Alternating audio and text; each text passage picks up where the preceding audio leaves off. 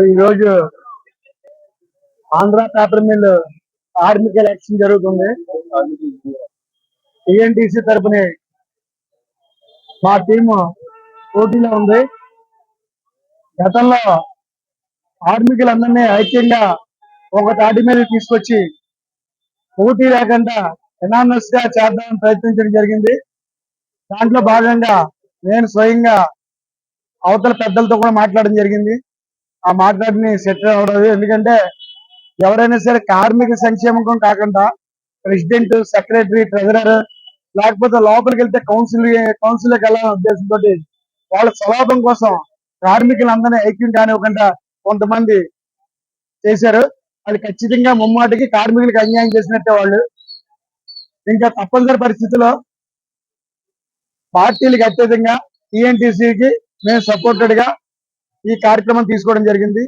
గతంలో ఎప్పుడు నేను గత 5 సంవత్సరాలు కూడా ఏ రోజు కూడా కార్మికులకి న్యాయం చేసిన దాఖలు లేవు. అన్యాయం చేయడం తప్ప.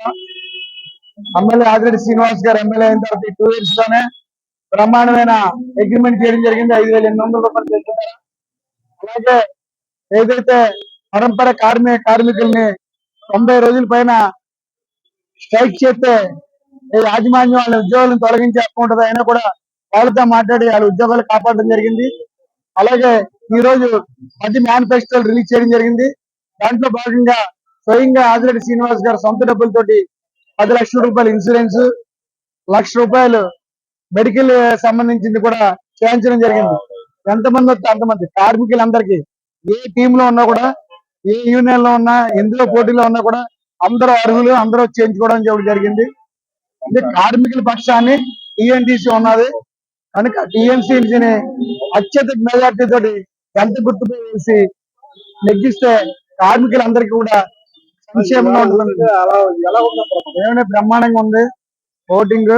మేము 70% అబవ్ ఓటింగ్ ఉంటది. ఎందుకంటే అన్ని ఎలక్షన్లా కాదు ఇది. మిగతా ఎలక్షన్ అయితే ఎవరికైతే 10 ఓట్లు ఎక్కువ వస్తే 1 ఓటు ఎక్కువ వచ్చినా కూడా నెగ్గినట్లు లెక్క. కానీ సిస్టమ్ ఏంటంటే గవర్నమెంట్ కార్మికులకి 51% రావాలంటే 711కి 360 పైబడి రావాలి. ఈ 360 పైబడి వచ్చిన వాళ్ళే నెగ్గినట్లు లెక్క.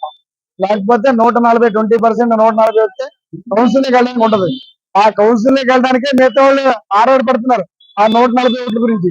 100% 70% ఓట్లతోటి మేము ఘనంగా నెగ్గుతున్నాం.